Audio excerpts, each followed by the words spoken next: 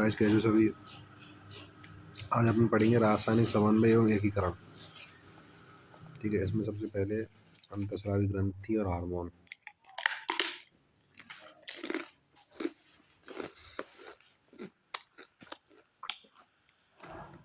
अंतःस्रावी ग्रंथि में नलिका नार है, पहली बात तो ये होती है। ठीक है, अतः नलिका विहीन ग्रंथि कहलाती है। इनके खिलाफ हार्मोन कहलाते हैं।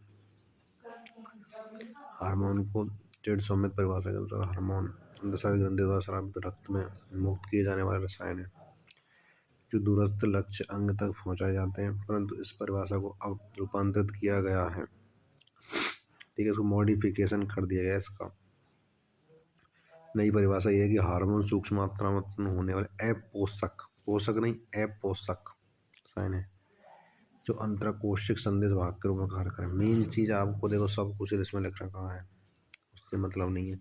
आपको एक पॉइंट याद रखना है कि ये संदेश वाहक का काम करें, बस खत्म बात। मतलब एक जगह से मैसेज को दूसरी जगह ट्रांसफर करें। ठीक है, अब मानव अंतःस्रावी ग्रंथि मतलब जो तंत्र है, अंतःस्रावी तंत्र है, तो इसमें कौन कौन सी ग्रंथि आम है, जो हमें जो ग्रंथि आएंगी वही अपन को पढ़नी है। अंतःस्रावी ग्रंथि और शरीर के विभिन्न भागों में स्थित हार्मोन स्रावित करने वाले ऊतक एक कोशिका मिलकर अंतःस्रावी तंत्र का निर्माण करें। यानी कि शरीर के विभिन्न भाग में स्थित हार्मोन से स्रावित करने वाले ऊतक कोशिका मिलकर अंतःस्रावी तंत्र का निर्माण करें। ठीक है, इसमें कौन कौन सी ग्रंथि हैं? पहली पीयूष, दूसरी पीनियल, तीसरी थायराइड, चौथी एड्रिनल, पांचवी अग्नाशय, छठी पैराथायरॉयड, सातवीं थाइमस, आठवीं जनन ग्रंथि जिसमें नर में वृषण, मादा में अंडाशय। बस ये याद रखनी है। ये तुमको देखो यहाँ भी काम आएंगे, आगे तक कोई मेडिकल कोर्स करोगे वहाँ पे भी काम आएंगे। ठीक है, तो हमारे शरीर के सुनियोजित इनके अतिरिक्त कुछ अन्य अंग जैसे कि जठर, आंतरिक मार्ग, यकृत, वृक्क, हृदय आदि में हार्मोन का उत्पादन करते हैं। मानव शरीर की सभी प्रमुख अंतःस्रावी ग्रंथियों तथा हाइपोथैलेमस की रचना उसके कार्यों को संक्षिप्त।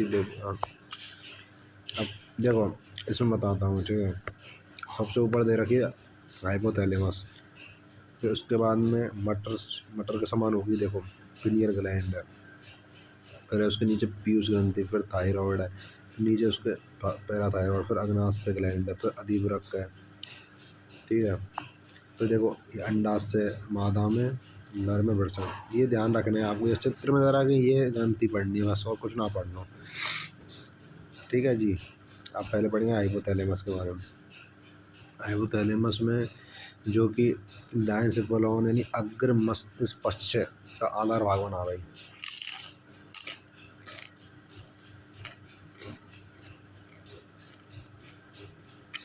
और यह शरीर के विविध प्रकार के कार्यों को नियंत्रित करता है।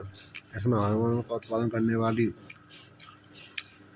कई तंत्र का स्रावी कोशिकाएं होती हैं जिन्हें न्यूक्लियाई कहते हैं। ठीक है, जो क्या बोलते हैं न्यूक्लियाई। और मोचक हार्मोन और निरोधी हार्मोन। मोचक हार्मोन कौन सा? जो पीयूष ग्रंथि से हार्मोन को स्राव को प्रेरित करें। ठीक है, और निरोधी हार्मोन वे हैं जो पीयूष ग्रंथि से हो हार्मोन स्रावित है ना, उन्हें रोक है वो स्रावित होने से। उदाहरण के लिए हाइपोथैलेमस से निकलने वाले गोनिडोट्रोपिन मुक्तकारी हार्मोन का स्राव पीयूष ग्रंथि में गोनिडोट्रोपिन हार्मोन के संश्लेषण में स्राव को प्रेरित करता है। ठीक है, यानी कि हाइपोथैलेमस से निकलने वाले जो गोनिडोट्रोपिन जिन मुक्तकारी हार्मोन को स्राव है ना, पीयूष ग्रंथि में गोनिडोट्रोपिन हार्मोन के संश्लेषण जो स्राव को प्रेरित करता है। ठीक है, वहीं दूसरी ओर हाइपोथैलेमस से ही स्राव सोमेटोस्टेटिन हार्मोन पीयूष ग्रंथि से वृद्धि हार्मोन के स्राव को रोधक है। मतलब एक तो प्रेरित कर रहा है और एक रोक रहा है। सोमेटोस्टेटिन है ना, ये तो रोकने का काम करेगा। इसमें दो तरह के हार्मोन बता रखे हैं यहाँ पे कि एक तो मोचक हार्मोन, एक निरोधी। तो मोचक में कौन सा है? गोनिडोट्रोपिन हार्मोन। ठीक है, निरोधी में कौन सा? सोमेटोस्टेटिन। ठीक है, समझ में आपको? ठीक है, पश्च पीयूष ग्रंथि का तंत्र के नियम सीधे हाइपोथैलेमस के अधीन होता है। ठीक है, ये चीज़ ध्यान रखनी है। अब ऐसा पीयूष ग्रंथि इम्पोर्टेंट है, पीयूष ग्रंथि एक शैला टर्सिका नामक अस्थिल गुहा में स्थित होती है। पीयूष ग्रंथि एक शैला टर्सिका नामक अस्थिल गुहा में स्थित होती है। एक वृद्ध द्वारा हार्मोन से जुड़ी होती है। आंतरिकी के अनुसार पीयूष ग्रंथि एडिनो हाइपोफाइसिस और न्यूरो हाइपोफाइसिस नामक दो भागों में विभाजित होती है। यानी आंतरिकी के अनुसार पीयूष ग्रंथि दो भागों में एडिनो हाइपोफाइसिस न्यूरो हाइपोफाइसिस नामक दो भागों में विभाजित रहे। अब एडिनो हाइपोफाइसिस के भी दो भाग हैं, पार्स डिस्टेलिस और पार्स इंटरमीडिया।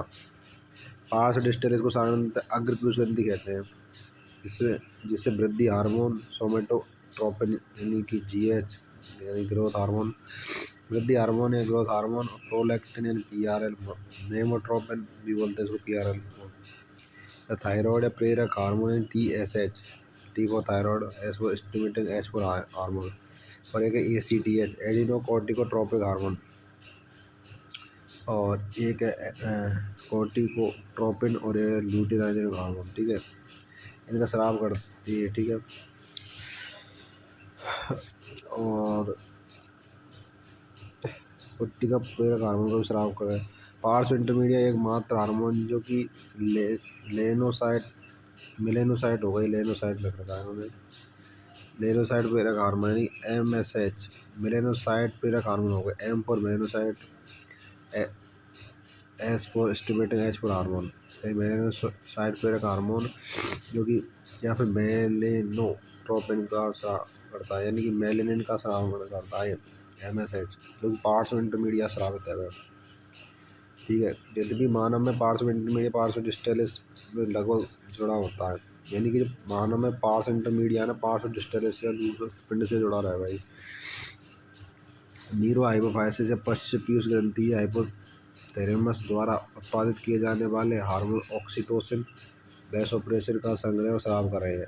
यानी कि न्यूरो हाइपोफाइसिस है ना, यानी पार्श्व नर्वोसा या पश्च पीयूष ग्रंथि, ये हाइपोथैलेमस द्वारा उत्पादित किए जाने वाले हार्मोन ऑक्सीटोसिन, वैसोप्रेसिन का स्राव कर रहे हैं।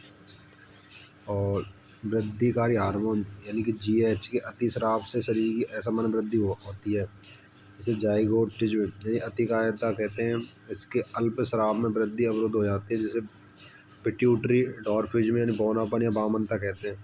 वयस्कों में विशेष रूप से मध्य आयु वर्ग के लोगों में वृद्धिकारी हार्मोन के अतिस्राव से अत्यधिक विकृति हो जाती है, जिसको अतिकायता यानी एक्रोमेगेली कहते हैं। ठीक है, और प्रोलैक्टिन हार्मोन स्तन ग्रंथियों की वृद्धि और उनमें दूध निर्माण का नियंत्रित करता है। ठीक है, प्रोलैक्टिन हार्मोन है जो कि स्तन ग्रंथि की वृद्धि, पहला पॉइंट। दूसरा, दूध निर्माण में सहायक है। ये थायराइड प्रेरक हार्मोन यानी TSH, थायराइड स्टिमुलेटिंग हार्मोन, जो कि थायराइड ग्रंथि पर कार्य करेगा, उनमें थायराइड हार्मोन के संश्लेषण स्राव को प्रेरित करेगा। एडिनोकोर्टिक हार्मोन ACTH और एडिनल बल्ब पर कार्य करेगा, इसे ग्लूकोकॉर्टिकॉइड नामक स्टीरॉयड हार्मोन के संश्लेषण और श्रवण के लिए प्रेरित करती है। ल्यूटिनाइजिंग हार्मोन पट्टिका प्रेरक हार्मोन जननांगों क्रिया को प्रेरित करते हैं और लिंगी हार्मोन का उत्पादन करते हैं, गोनाडोट्रोपिन हार्मोन कहलाते हैं। नरों में ल्यूटिनाइजिंग हार्मोन जो कि एंड्रोजन नामक हार्मोन के संश्लेषण और स्राव के लिए प्रेरित करता है। इसी तरह नरों में पट्टिका प्रेरक हार्मोन एंड्रोजन शुक्रजनन को नियंत्रित करता है। ठीक है, पट्टिका प्रेरक हार्मोन रहे ना, जो मादाओं में अंडाशय पट्टिका में वृद्धि परिवर्तन को प्रेरित करता है। ठीक है, अब मेलेनोसाइट, मैंने अभी बताया थोड़ी देर पहले, मेलेनोसाइट प्रेरक हार्मोन यानी MSH, मेलेनोसाइट यानी मेलेनिन युक्त कोशिकाओं पर क्रियाशील होता है, जो कि त्वचा की वर्णनात्मकता का नियमन करता है। ठीक है, अब ऐसा ऑक्सीटोसिन हमारे शरीर की चिकनी पेशियों पर कार्य करता है, इसके संकुचन को प्रेरित करता है, और मादा में प्रसव के समय गर्भाशय पेशियों के संकुचन और दूध ग्रंथियों से दूध के स्राव को प्रेरित करता है। इम्पोर्टेंट है, एक तो ये मतलब प्रसव के टाइम पे गर्भाशय पेशियों को संकुचन, और उसके अलावा दूध को स्राव को प्रेरित करता है। इम्पोर्टेंट, नीट में मल्टीपल बार आ चुका भाई। वैसोप्रेसिन मुख्यतः वृक्क की दूरस्थ सम्मिलित नलिका से जल एवं आयनों के पुनर्अवशोषण को प्रेरित करता है, जिससे मूत्र के साथ जल का हर्षय यानी डायूरेसिस कम हो जाता है। अतः इसे प्रतिमूत्रल hormone anti diuretic hormone ADH बोलते हैं। A for anti, D for diuretic, H for hormone. ठीक है, ADH के संश्लेषण अथवा स्राव श्रावण को प्रभावित करने वाली विकृति के परिणाम स्वरूप वृक्क की जल संरक्षण की क्षमता में हास्य होता है। फलतः जल का हास्य एवं निर्जलीकरण हो जाता है। इस स्थिति को उदक में डायबिटीज इंसिपिडस कहते हैं। ठीक है। और देखो ये पीयूष ग्रंथि है। ठीक है। इसमें ऊपर दे रखा हाइपोथैलेमस, फिर हाइपोथैलेमिक तंत्रिक कोशिकाएं, फिर निवाहक परिसंचरण है, फिर पश्च पीयूष ग्रंथि है, फिर अग्र के जस्ट जुड़ी हुई है पश्च पीयूष। ठीक है। ये चीज ध्यान रखनी है। इसके बाद में पढ़ेंगे अपन पिनियल ग्रंथि। ठीक है। पिनियल ग्रंथि इम्पोर्टेंट है। पिनियल ग्रंथि अग्र मस्तिष्क के पृष्ठीय ऊपरी भाग में, अग्र मस्तिष्क पृष्ठीय यानी ऊपरी भाग में स्थित है। पिनियल ग्रंथि मेलाटोनिन हार्मोन स्रावित करती है, जो कि मेलेनिन यानी त्वचा जो वर्णक को जो काम करे ना, वो पिनियल ग्रंथि करा है। मेलाटोनिन हमारे शरीर की 24 घंटे यानी दैनिक लय यानी 24 घंटे के नियमन का एक महत्वपूर्ण कार्य करती है। मतलब जो अपने पूरे जो 24 घंटा जो काम करते हैं ना, उसको मतलब मेंटेन का काम करती है ये। ठीक है। उदाहरण के लिए सोने जागना, जैसे अपन पूरा दिन अपने पास 24 घंटा तो सोते जागते हैं, जैसे 6 घंटे सो लिए। ठीक है। 10 घंटे काम कर लिए, मतलब हर तरीके की पोजीशन शरीर के तापमान को नियंत्रित करें। इसके अतिरिक्त मेलाटोनिन उपापचय में वर्णाक्ता, मासिक आर्तव चक्र, प्रतिरक्षा क्षमता को भी प्रभावित करती है। एक तो ही मतलब दैनिक लय यानी सोने जागने को, दूसरा मेलाटोनिन यानी कि जो वर्णाक्ता को, थर्ड है मासिक यानी आर्तव जो चक्र चलता है, चौथा है इम्यूनिटी पावर यानी प्रतिरक्षा तंत्र को प्रभावित कर रहा है। ठीक है। अब ऐसा थायराइड ग्रंथि चित्र में देख सकते हो, ये रही। इसमें स्वर नली है ऊपर, थायराइड ग्रंथि और श्वास नली। ठीक है। और पैराथायराइड इसके नीचे। पैराथायराइड संख्या 4 है, थायराइड संख्या 2 है। 2 आपको दिख रही होंगी गुलाबी कलर की, और रेड शेप के डॉटेड बिंदु दिख रहे हैं, वो पैराथायराइड। ठीक है। अपन थायराइड ग्रंथि को पढ़ेंगे। थायराइड ग्रंथि श्वास नली के दोनों ओर स्थित 2 पालियों से बनी होती है। दोनों पाली संयोजी ऊतक के पतली पल्ली नुमा स्टेमर से जुड़ी होती है। प्रत्येक थाइमस ग्रंथि पुट्टकों और भ्रूणोत्तकों बनी होती है। प्रत्येक थायराइड पुटक एक गुहा को घेरे कोशिका को निर्मित होती है। ये पुटक कोशिका 2 hormone टेट्राआइडोथायरोनिन T4, thyroxine, triiodothyronine T3 का संश्लेषण करा है। ठीक है। थायराइड हार्मोन के सामान्य दर से संश्लेषण के लिए आयोडीन आवश्यक है। हमारे भोजन में आयोडीन की कमी से अब थायराइड होता है, यानी भोजन में कमी हो जाएगी आयोडीन की कमी नहीं चाहिए, तो भोजन में आयोडीन कमी से अब थायराइड होता है। वो थायराइड ग्रंथि की वृद्धि हो जाती है, तो जिससे गलगंड हो जाता है। कमी होगी तो अब थायराइड होता है, ज़्यादा वृद्धि होगी तो गलगंड हो जाएगा, घेंगा रोग जिसको बोलते हैं।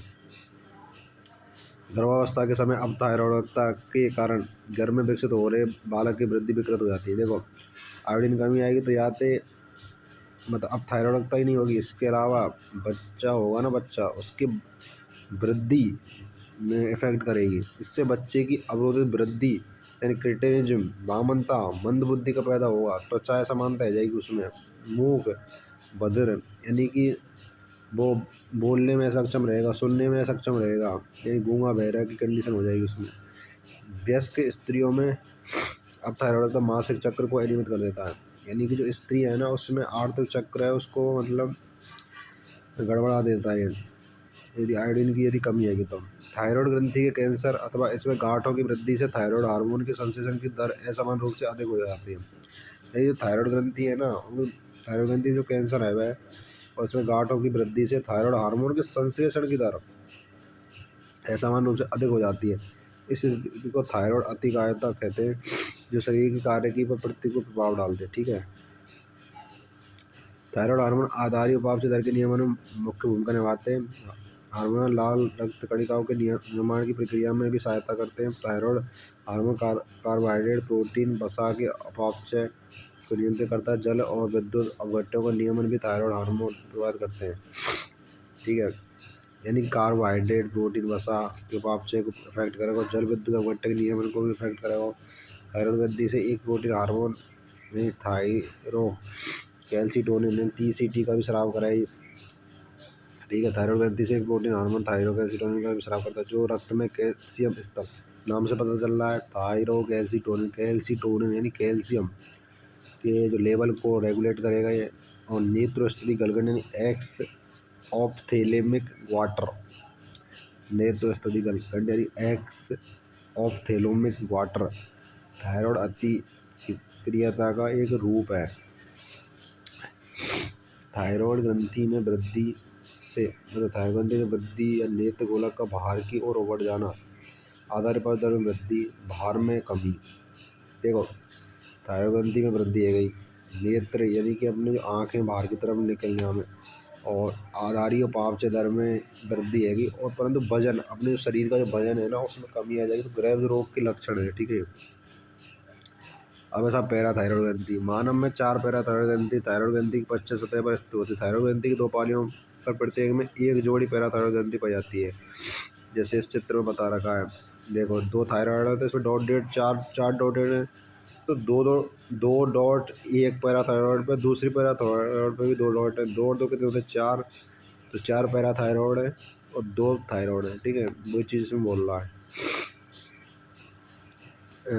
जो पैराथायराइड हार्मोन नामक एक पेप्टाइड हार्मोन का स्राव करती है। पीटीएच का स्राव रक्त के साथ परिसंचरित कैल्शियम आयन के द्वारा नियमित होता है। पैराथायराइड हार्मोन रक्त में कैल्शियम स्तर को बढ़ाता है, जो पीटीएच अस्थियों पर कार्य कर अस्थि अवशोषण, विघटन, प्रक्रम में सहायता करता है। पीटीएच वृक्क नलिकाओं से कैल्शियम ब्रष्टु के पुनरावशोषण, पचित भोजन से कैल्शियम ब्रष्टु के अवशोषण को भी प्रेरित करता है। अतः यह स्पष्ट है कि पीटीएच एक अति कैल्शियम रक्तता हार्मोन है, क्योंकि यह रक्त में कैल्शियम ब्रष्टु स्तर को बढ़ाता है। यह थायरोकैल्सिटोनिन के साथ मिलकर शरीर में कैल्शियम ब्रष्टु के स्तर को बढ़ाता है। देखो पीटीएच जो कि पैराथायराइड हार्मोन से संश्लेषित हार्मोन है, यानी पीटीएच पैराथायराइड हार्मोन। ठीक है। और टीसीटी यानी कि थायरोकैल्सिटोनिन हार्मोन, ये दोनों मिलकर ना कैल्शियम ब्रष्टु के स्तर को नियमित करें, जो कि नीट में आ चुका है भाई, बहुत इंपॉर्टेंट है यार। थाइमस ग्रंथि जो कि महाधमनी के उदर पक्ष पर उरोस्थि के पीछे फेफड़ों के बीच स्थित एक पालीनुमा संरचना है। मतलब कितनी पालीनुमा संरचना? एक पाली युक्त संरचना मात्र। थाइमस ग्रंथि प्रतिरक्षा तंत्र के विकास में महत्वपूर्ण भूमिका निभाती है। यह ग्रंथि थाइमोसिन नामक पेप्टाइड हार्मोन का स्राव करती है। थाइमोसिन टी लिम्फोसाइट के विभेदीकरण में मुख्य भूमिका निभाता है, जो कोशिका माध्य प्रतिरक्षा के लिए महत्वपूर्ण है। इसके अतिरिक्त थाइमोसिन तरल प्रतिरक्षा के लिए प्रतिजैविक के उत्पादन को प्रेरित करता है। बढ़ती उम्र के साथ थाइमस का अपघटन होने लगता है। मतलब जैसे जैसे अपनी एज बढ़ती जाएगी तो भाई थाइमस है ना, वो उसका अपघटन होने लगेगा। तो थाइमस का जो आकार वगैरह है उसमें कमी आएगी, फलस्वरूप थाइमोसिन का उत्पादन घट जाता है। इसी के परिणामस्वरूप वृद्धों में प्रतिरक्षा कमजोर पड़ जाती है। मतलब मेन चीज़ ये बोलना चाह रहा है कि जैसे अपनी एज जैसे जैसे बढ़ती जाएगी, कोई 20 का तो 25 का होगा, कोई फिर 30 का, फिर 35 जो भी है। तो मतलब जैसे जैसे एज बढ़ेगी तो थाइमस जैसे वृद्धि होगी ना उसमें कमी आ जाएगी, और जिस वृद्धावस्था तक पहुँचेंगे तो वहाँ मतलब इम्यूनिटी में कमी आ जाएगी, यानी प्रतिरक्षा में कमजोर हो जाती है वृद्धों में, ये बोलना चाह रहा है। अब देखो इसमें आप अधिवृक्क ग्रंथि को देख सकते हो, ऊपर टोपी नुमा से संरचना दिख रही है, और ये वृक्क है, इसमें अधिवृक्क ग्रंथि और नीचे वृक्क दे रखा है। और अधिवृक्क बलकुट और अधिवृक्क मध्यांश में 2 पार्ट है अधिवृक्क ग्रंथि के। एक तो बलकुट जो कि बाहर यानी कॉर्टेक्स वाला पार्ट है बाहर की तरफ, अंदर वाला पार्ट है मेडुला यानी मध्यांश। अधिवृक्क ग्रंथि हमारे शरीर में प्रत्येक वृक्क के अग्रभाग में स्थित रहे भाई एक जोड़ी अधिवृक्क ग्रंथि होती है। ग्रंथि 2 प्रकार के ऊतकों से निर्मित होती है। ग्रंथि के बीच में स्थित ऊतक अधिवृक्क मध्यांश और बाहरी और स्थित ऊतक अधिवृक्क बलकुट कहलाता है। अधिवृक्क मध्यांश 2 प्रकार के हार्मोन का स्राव करता है, जिन्हें एड्रिनलिन या एफिनेफ्रिन, नॉन एड्रिनलिन यानी कि नॉन एफिनेफ्रिन भी बोलते हैं। ठीक है, इन्हें सम्मिलित रूप से कॉर्टिकोलामिन भी बोला जाता है। एड्रिनलिन नॉर एड्रिनलिन किसी भी प्रकार के दबाव या आपातकालीन स्थिति में अधिकता में तेजी से स्रावित होते हैं। इसी कारण से आपातकालीन हार्मोन युद्ध हार्मोन फ्लाइट हार्मोन कहलाते हैं। ये हार्मोन सक्रियता, आँखों की पुतलियों के फैलाव, रोंगटे खड़े होना, पसीना आदि को बढ़ाते हैं। दोनों हार्मोन हृदय की धड़कन, हृदय संकुचन की क्षमता, श्वास दर को बढ़ाते हैं। कैटेकोलमीन ग्लाइकोजन के विखंडन में काम है। यानी देखो, एड्रीनलिन, नॉन एड्रीनलिन, आपातकालीन हार्मोन, युद्ध हार्मोन, फ्लाइट हार्मोन, यानी एक तरीके से ये कि आप इमरजेंसी कंडीशन में हो तो ऐसे कोई काम करो यार, जल्दी करना ही है, मतलब इस तरीके की पोजीशन में हो तो वो जब तक हृदय की धड़कन ही बढ़ेगी, रोंगटे भी खड़े होंगे, पुतली को फैलाव भी आएगा, पसीना भी आएगा, वो चीज़ें। अब देखो कैटेकोलमीन है, इसमें ग्लाइकोजन के विखंडन को प्रेरित करेंगे, जिसके परिणामस्वरूप रक्त में ग्लूकोज का स्तर बढ़ जाता है। भाई विखंडित होगा तो बढ़ेगा यार। साथ ही लिपिड और प्रोटीन के विखंडन को प्रेरित करता है। अधिवृक्त बल्कि को 3 परतों में विभाजित किया गया है, जिसको GFR में इंटर को बनाया गया। G for glomerulosa, F for reticulus, R for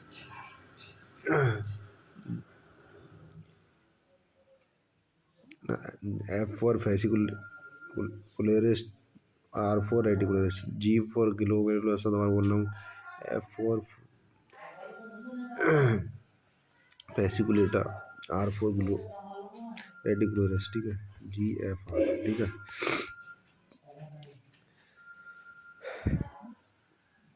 अधिवृक्त कई हार्मोन स्रावित करता है, इन्हें समृद्ध रूप से कॉर्टिकोस्टेरॉइड हार्मोन, कॉर्टिकॉइड कहते हैं।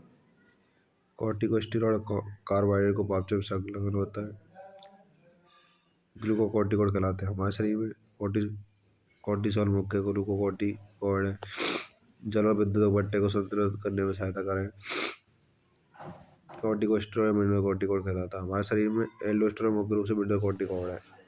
हमारे जो शरीर में ना जल जो और विद्युत अपघट्य को संतुलित बनाएगा वो मिनरल कॉर्टिकॉइड है, ठीक है। ग्लूकोकॉर्टिकॉइड यानी ग्लाइकोजन संश्लेषण, ग्लूकोनियोजेनेसिस, वसा अपघटन, प्रोटीन अपघटन को प्रेरित करता है तथा एमिनो अम्ल के कोशीकरण और उपयोग को अवरोधित करते हैं। कॉर्टिसोल जो होता है ना, जो हृदय संवेदी तंत्र के रखरखाव, वृक्क की क्रियाओं में भी संलग्न होता है। ग्लूकोकॉर्टिकॉइड एवं विशेष रूप से कॉर्टिसोल प्रतिशोध प्रतिक्रियाओं को प्रेरित करता है, प्रतिरक्षा तंत्र की प्रतिक्रियाओं को अवरोध करता है। कॉर्टिसोल लाल रुधिर कणिकाओं के उत्पादन को प्रेरित करता है। एल्डोस्टेरोन जो कि वृक्क में पर कार्य करे, सोडियम और जल के पूर्ण अवशोषण, पोटेशियम फॉस्फेट आयनों के उत्सर्जन को प्रेरित करता है। इस प्रकार एल्डोस्टेरोन विद्युत अपघट्य शरीर के द्रव्य का आयतन, प्राणशील दाब, रक्त दाब को बनाए रखने में सहायता करता है। एड्रिनल ग्लैंड द्वारा हार्मोन के अल्पस्राव के कार्बोहाइड्रेट को अपचय पर विपरीत प्रभाव पड़ता है, जिसके कारण अत्यंत दुर्बलता, थकावट का अनुभव, एडिसन रोग हो जाता है, ठीक है। ये देखो कॉर्टिसोल RBC किडनी पर काम करे, ग्लूकोकॉर्टिकॉइड काम करे ग्लाइकोजन के संश्लेषण में, वसा प्रोटीन के अपघटन में, ठीक है। एल्डोस्टेरोन H2 विद्युत अपघट्य, पुनः अवशोषण और पोटेशियम फॉस्फेट को उत्सर्जन करेगा। अब ऐसा अग्नाशय ग्रंथि, ये अंतःस्रावी बहिस्रावी दोनों इकलौती ग्रंथि जो दोनों तरह से काम करे, अंतःस्रावी और बहिस्रावी दोनों के रूप में। अंतःस्रावी अग्नाशय लैंगिक द्वीपों से निर्मित होती है और इसमें 10 से 20 लाख लैंगिक द्वीप होते हैं। 1 से 2% भाग बना हुआ है, वही 2 प्रकार की कोशिका बनाती है, ठीक है। अल्फा और बीटा, यानी अल्फा कोशिका ग्लूकागोन, बीटा कोशिका इंसुलिन का स्राव है। ग्लूकागोन एक पेप्टाइड हार्मोन है जो सामान्य रक्त शर्करा स्तर के नियमन में मुख्य भूमिका निभाता है। ग्लूकागोन मुख्य रूप से यकृत कोशिकाओं में कार्य कर ग्लाइकोजन अपघटन को प्रेरित करता है, जिसके फलस्वरूप रक्त शर्करा स्तर बढ़ जाता है। अतिरिक्त फैट ग्लूकोनियोजेनेसिस की प्रक्रिया को प्रेरित करता है, जिससे कि हाइपरग्लाइसीमिया, अति ग्लूकोज रक्तता। ग्लूकागोन कोश के शर्करा के अभिग्रहण और अपचय को कम करता है। अतः ग्लूकागोन हाइपरग्लाइसेमिक हार्मोन। इंसुलिन भी एक प्रोटीन हार्मोन है जो ग्लूकोज समस्थापन के नियमन में मुख्य भूमिका निभाता है। इंसुलिन मुख्यतः हेपेटोसाइड एडिपोसाइड पर कार्य करें। कोशिकीय ग्लूकोज अभिग्रहण और उपयोग को बढ़ाता है। इसके फलस्वरूप ग्लूकोज तीव्रता से रक्त हेपेटोसाइड एडिपोसाइड में जाता है। वह रक्त शर्करा का स्तर कम हो जाता है। इंसुलिन लक्ष्य कोशिका में ग्लूकोज से ग्लाइकोजन बनाने की प्रक्रिया को प्रेरित करता है। रक्त में ग्लूकोज का विस्थापन नियमित सममित रूप से तो हार्मोन इंसुलिन ग्लूकागॉन द्वारा होता है। ठीक है।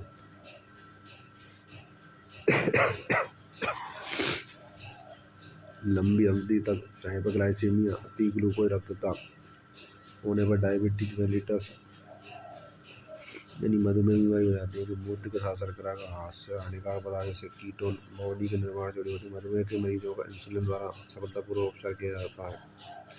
अब वृषण वृषण जो कि नर में उदर गुहा के बाहर वृषण कोश में एक जोड़ी वृषण स्थित होते हैं। वृषण प्राथमिक लैंगिक अंग वृषण शुक्र जननली का वर्ण या अंतराली ऊतक का बना होता है। लीडिंग कोशिका या अंतराली कोशिका स्थानों में अवस्थित होती है। एंड्रोजन या नर हार्मोन टेस्टोस्टेरोन प्रमुख हार्मोन का स्राव करे और एंड्रोजन नर के सहायक अंगों जैसे कि एपिडाइमिस शुक्रवाहिका सेमिनल वेसिकल प्रोस्टेट ग्रंथि यूरेथ्रा आदि के परिवर्तन परिपक्वता क्रियाओं का नियमन हार्मोन पेशी वृद्धि मुख अक्षरों की वृद्धि क्रोधात्मकता निम्न स्वर आवाज को तेज करता है। एंड्रोजन शुक्राणु निर्माण की प्रक्रिया में प्रेरित करता है। एंड्रोजन केंद्रीय तंत्र का तंत्र पर कार्य कर नर लैंगिक व्यवहार को प्रभावित करता है। ये हार्मोन प्रोटीन कार्बोहाइड्रेट पापचे प्रभाव डाले। अब अंडाशय मादा के अधर में अंडाशय का एक योग में नहीं एक जोड़ा पाया जाता है। अंडाशय प्राथमिक मादा लैंगिक अंग है जो प्रत्येक मासिक चक्र में एक अंडे को उत्पादित करते हैं। इसके अतिरिक्त अंडाशय दो प्रकार के स्टेरॉयड हार्मोन समूह का भी उत्पादन करते हैं। एस्ट्रोजन प्रोजेस्टेरोन इम्पोर्टेंट है। ठीक है। एस्ट्रोजन का संश्लेषण स्राव मुख्य रूप से परिवर्तित हो रहे अंडाशय पट्टिकों द्वारा होता है। अंडोत्सर्ग के पश्चात विखंडित पुट्टिका कार्पस लूटियम में बदल जाता है। मुख्यतः प्रोजेस्टेरोन हार्मोन को साबित करता है। कार्पस लूटियम में कौन से हार्मोन का स्राव करता है? प्रोजेस्टेरोन, जो कि डी2 आ चुका है। एस्ट्रोजन स्त्रियों में द्वितीयक लैंगिक अंगों की वृद्धि क्रियाओं को प्रेरण अंडाशय पट्टिकों का परिवर्तन द्वितीयक लैंगिक लक्षणों का प्रकटन ग्रंथियों का परिवर्तन आदि क्रिया करता है। एस्ट्रोजन स्त्रियों के लैंगिक व्यवहार का नियमन करता है। प्रोजेस्टेरोन प्रसवता में सहायक है। प्रोजेस्टेरोन दूध ग्रंथियों पर भी कार्य करता है। दूध संग्रह कोशिकाओं का निर्माण और दूध के स्राव में सहायता करता है। हृदय वृक्क जठर आंतरिक पथ के हार्मोन का स्राव कुछ अन्य अंगों द्वारा भी होता है। अंतःस्रावी ग्रंथियां नहीं है। उदाहरण के लिए हृदय की आनंद वृद्धि पर पेप्टाइड हार्मोन का स्राव होता है। इसे ENF एट्रियल नेट्रियूरेटिक कारक कहते हैं, जिसमें ब्लड प्रेशर कम रहता है। वृक्क की एक्स्ट्राग्लोमेरुलस कोशिका जो एरिथ्रोपोएटिन नामक हार्मोन का उत्पादन करती है, जो रक्ताणु उत्पत्ति को प्रेरित करते हैं। जठर आंतरिक पथ के विभिन्न भागों में अवस्थित अंतःस्रावी कोशिका चार मुख्य पेप्टाइड हार्मोन श्रावण करते हैं। गैस्ट्रिन सिक्रेटिन कोलिसिस्टोकाइनिन जठर अवरोधी पेप्टाइड। पहला गैस्ट्रिन जो जठर ग्रंथियों पर कार्य करें और हाइड्रोक्लोरिक अम्ल और पेप्सिनोजन के स्राव को प्रेरित करता है। ये जठर ग्रंथि पर काम कर रहा है वो HCl पेप्सिनोजन के स्राव को प्रेरित कर रहा है। दूसरा सिक्रेटिन जो कि सिक्रेटिन मतलब नाम से पता लगा स्राव करे वो भाई स्रावी अंगाशयों पर कार्य कर रहा है और जलता तो भाई कार्बोनेट आयनों के स्राव को प्रेरित करता है। तो श्रावण नाम से पता लगा गैस्ट्रिन सॉरी नाम से पता चला सीक्रेट करे वो जल और बाइकार्बोनेट पर। ठीक है। अब है कोलिसिस्टोकाइनिन जो कि अग्नाशय पित्ताशय पर काम कर रहा है और जो कि अग्नाशय एंजाइम और रस के स्राव को प्रेरित करता है। GIP जो कि जठर स्राव और उसकी गतिशीलता को रुद्ध करता है। अन्य ऊतक जो अंतःस्रावी नहीं है कई हार्मोन को स्राव करते हैं, जिन्हें वृद्धि कारक कहते हैं। वृद्धि कारक ऊतकों की सामान्य वृद्धि उनकी मरम्मत क्रिया आवश्यक हार्मोन क्रिया की क्रियाविधि। हार्मोन लक्ष्य ऊतकों पर उपस्थित हार्मोन ग्राही विशिष्ट प्रोटीन से जुड़कर अपना प्रभाव डालते हैं। लक्ष्य कोशिका झिल्ली पर उपस्थित हार्मोन ग्राही झिल्ली युक्त ग्राही और